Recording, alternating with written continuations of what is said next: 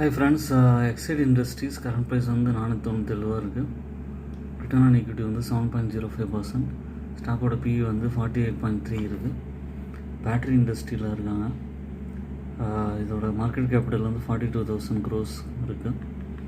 இது வந்து நல்லா ஒரு ஏப்ரலுக்கு அப்புறம் ஒரு 300 ரேஞ்சில் இருந்த ப்ரைஸ் வந்து 571 போயிட்டு மறுபடியும் கரெக்ஷன் கொடுத்து ஏற ஆரம்பிச்சிருக்கு. கண்டிப்பாக வந்து நியர் டேர்மில் வந்து ஒரு 555 அந்த மாதிரி போக வாய்ப்பு இருக்குது. ஏன்னா பிரேக் அவுட் ஆகிருக்கு. கண்டிப்பாக வந்து இதை கன்சிடர் பண்ணலாம். லாங் டேர்முக்கு ஏற்ற ஸ்டாக் இது.